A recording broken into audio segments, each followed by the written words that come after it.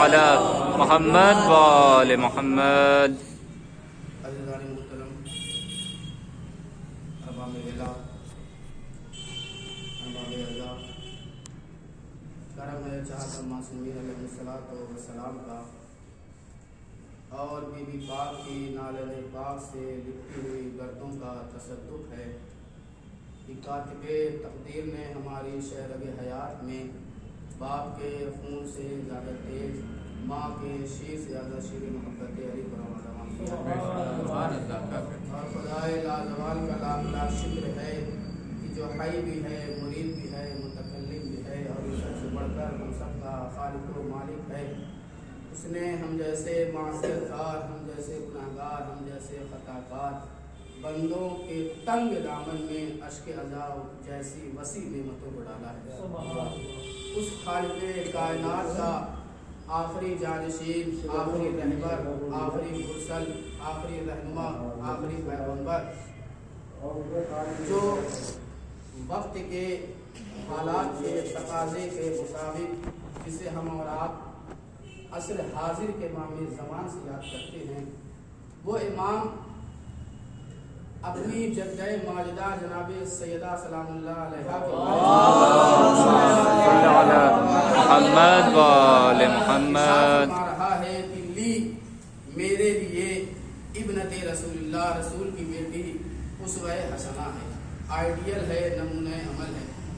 عزیزان محترم، سوال سب سے بڑا یہ پیدا ہوتا ہے کہ دیکھیے الفاظ مؤثر پذیر نہیں ہوتے، الفاظ کو بلندی، الفاظ کو مقام، الفاظ کو مرتبہ جب ملتا ہے جب شخصیت مؤثر پذیر ہو. یعنی اس طریقے سے اگر کوئی عام سی بھی بات ہو، عام سے بھی الفاظ ہو، لیکن اگر وقت کا پرائم منسٹر اس الفاظ کو اپنی زبان سے جاری کرے، جو الفاظ میں تاثیر ہوگی وہی شخصیت میں تاثیر نہیں ہوگی. ایسا نہیں ہے، جتنی معتبر شخصیت ہوگی الفاظ میں اتنا ہی اثر ہوگا. اس لیے کہ اگر الفاظ مؤثر پذیر ہوتے تو آج پاگل خانے بھرے نہ ہوتے. یعنی الفاظ مؤثر پذیر نہیں ہوتے، کلام میں اثر نہیں ہوتا، شخصیت میں اثر ہوتا ہے، شخصیت کی وجہ سے الفاظ میں اثر ہوتے ہیں. یعنی انسان جتنا بھی بڑا ہوگا، جتنا اعلیٰ منصب کا ہوگا، جتنا بڑا عہدہ ہوگا اس کے پاس، معمولی سے بھی الفاظ اگر اپنی زبان سے جاری کر رہا ہے تو اس معمولی سے الفاظ میں نہیں اثر ہوگا، بلکہ لوگوں کے عام سے ذہن میں یہ بات ہوگی کہنے والا کوئی بڑا کہہ رہا ہے.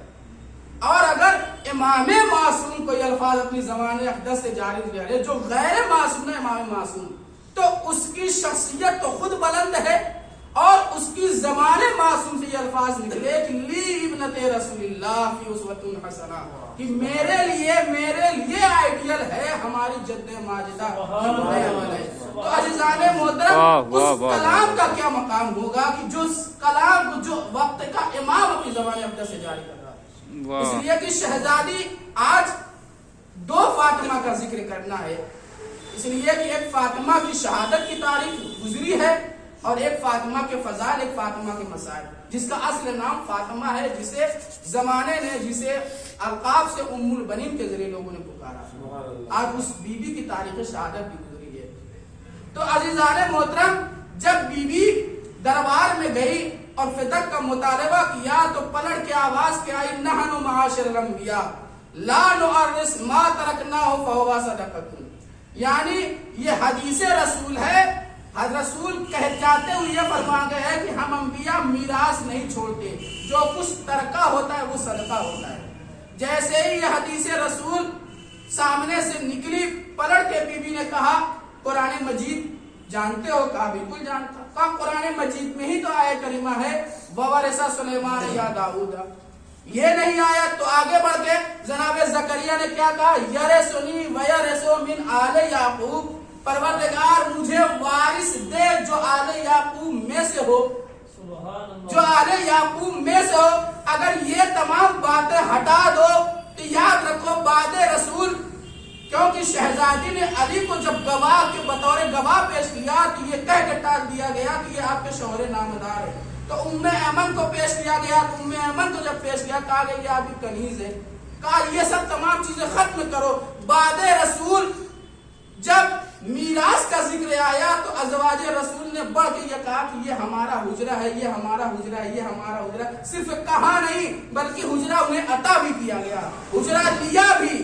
اگر وہ میراث نہیں تھی، وہ صدقہ تھا، تو جس طریقے سے میں رسول کی اکلوتی بیٹی ہوں، جو رسول میرے بعد چھوڑ کر گئے ہیں، اگر وہ صدقہ ہے تو ازواج رسول نے حجرہ کیوں لیا؟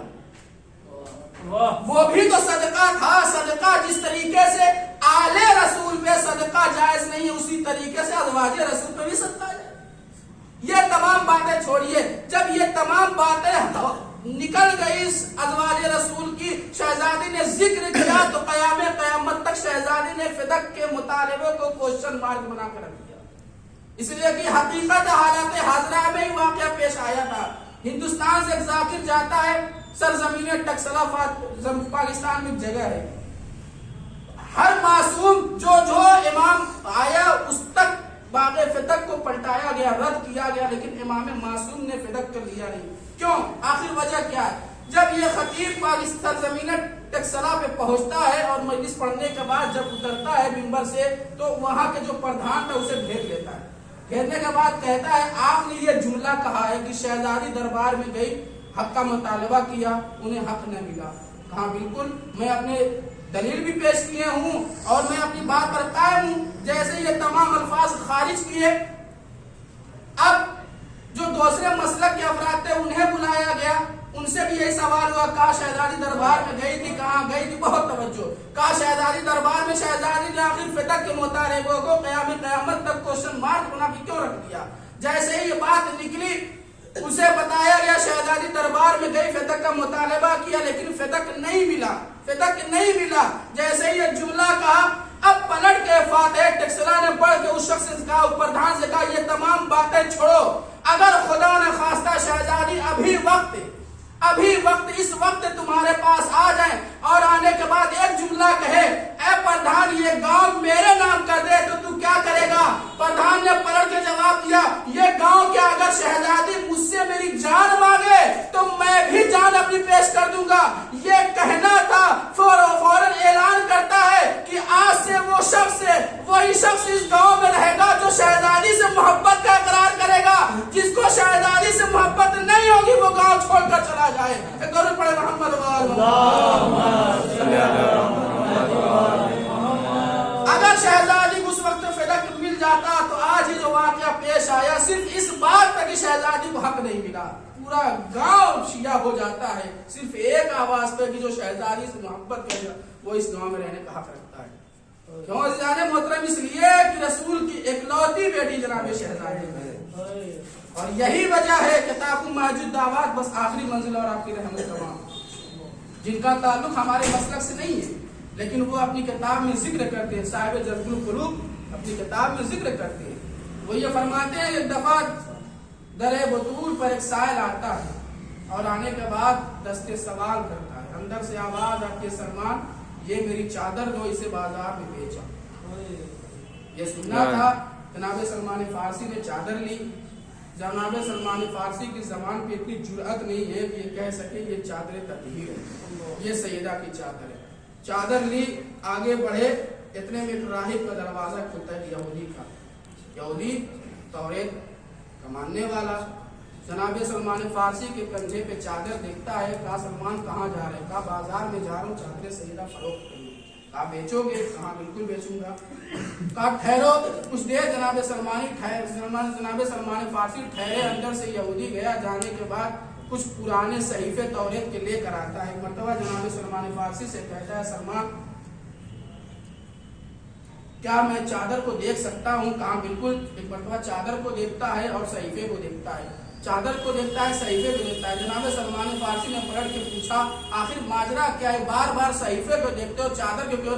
کہا سلمان اس توریت میں، اس پرانے صحیفے میں یہ لکھا ہوا ہے کہ ایک وقت وہ آئے گا کہ جب رسول کی اکلوتی بیٹی کی چادر बाजार में बिकने आएगी और जो उसे खरीद लेगा वो दुनिया और आखिरत का बादशाह हो जाएगा। अब जनाब सलमान फारसी से रहा न गया, कहा है यहूदी अब तो खरीद ले।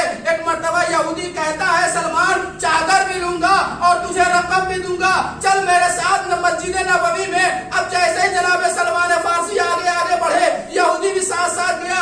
मस्जिद नबवी के दरवाजे पर पहुंचा, एक मर्तबा यहूदी कहता है ए मुसलमानों, मैं तुम पर कलमा पढ़ता हूँ, अरे रसूल की इकलौती बेटी की चादर बाजार में बिकने आ गई, तुम अपने आप को कलमा गो रसूल कहते हो। अब जैसे ही जनाब सलमान फारसी से आंखों से अश्क जारी हुए, जनाब सलमान फारसी ने कहा भाई अब तो चादर ले लो। एक मर्तबा कहता है सलमान मैं मुसलमान होता हूँ, जो एक मुसलमान हो गया। सलमान ने कहा अब तो चादर ले ले। पलट के यहूदी ने कहा अरे जब मैं अपने दीन पर था तो इस चादर को हाथ न लगाया, अरे अब तो मैं मुसलमान हो गया हूँ, ऐ सलमान मैं इस चादर को कैसे हाथ लगा सकता हूँ।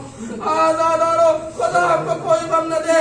जब ये लुटा हुआ काफिला मदीने पहुंचा, बशीर इब्ने जसलम जैसे ही निदा दी कि जो 28 रजब को काफिला गया था वो लुट कर वापस आ गया है, उम्मुल बनीन से कहा ऐ उम्मुल बनीन तेरे बेटे करबला में मारे गए। एक मर्तबा जनाब उम्मुल बनीन आगे बढ़ी, बढ़ने के बाद कहा मुझे ये सब नहीं पता, अरे जो कुछ जमीन और आसमान पर है वो सारी चीजें हुसैन पर कुर्बान, मुझे हुसैन की खबर दे, हुसैन कैसे हैं। कहा अरे हुसैन भी मारे गए। एक मर्तबा अपने पोते तारीख ये बताती है कि जनाब उम्मुल बनीन हर सुबह अपने पोते उबैदुल्लाह को लेकर जन्नतुल बकी में आती थी और 4 कब्रें को निशान बनाती थी और ये कहती थी माता अदुनी उम्मुल बनीन, अरे मुझे उम्मुल बनीन कहकर न पुकारो। उम्मुल बनीन उसे कहा जाता है कि जिसके चारों बेटे जिंदा हो, अरे मेरे बेटे तो करबला में शहीद हुए। जैसे ही उम्मुल बनीन शादी कर दरवाजे अली पे बैठे अली पे आती है, एक मर्तबा अली से कहती है माँ तो सम्मिया फातिमा, ऐ अली मुझे फातिमा कह के न बुलाइए, इसलिए कि जब आप फातिमा कहते हैं तो हसन और हुसैन को उनकी माँ फातिमा याद आ जाती है। अज़ादारो जनाब उम्मुल बनीन की 13 जमादी सन 64 हिजरी को 3 महीना बाद करबला 3 साल और कुछ मुद्दत तक जनाब उम्मुल बनीन जिंदा रही। अज़ादारो शेख मुफीद अलैहिर्रहमान ने जनाब उम्मुल बनीन के मरसिये को भी लिखा है, कभी जनाब अली अकबर को गिरिया करती थी, कभी जनाब अली असगर को गिरिया करती थी, कभी जनाब औन मोहम्मद को गिरिया करती थी। एक दफा मरवान का लश्कर उधर से गुजरा, कहा आखिर किसके रोने की आवाज आ रही है, कहा अरे ये मादर अब्बास है। मरवान ने कहा क्यों न हो, अरे जिसका अब्बास जैसा बेटा मारा जाए उस बीवी को रोने का हक है। ये उम्मुल बनीन वाहिद माँ है कि जिसके रोने से मदीने के दुश्मन भी, रसूल के दुश्मन भी मादर उम्मुल बनीन पर गिरिया करते थे। अज़ादारो वो वक्त भी आया कि जब मरवान से कहा गया कि अरे इसे जहर दे दो वरना बगावत हो जाएगी, उम्मुल बनीन का आखिरी वक्त है। फिजा करीब आई और आने के बाद कहा ऐ शहजादी आपका आखिरी वक्त है, कुछ मुझे अता कीजिए ताकि मैं जिंदगी भर उस पर अमल करूं। उम्मुल बनीन ने आके बोली कहा अस्सलामु अलैका या अबा अब्दुल्लाह, अस्सलामु अलैका या इब्न रसूलिल्लाह। चेहरे पे मुस्कुराहट आई और रूह कब्ज़े उनसरी से परवास कर गई।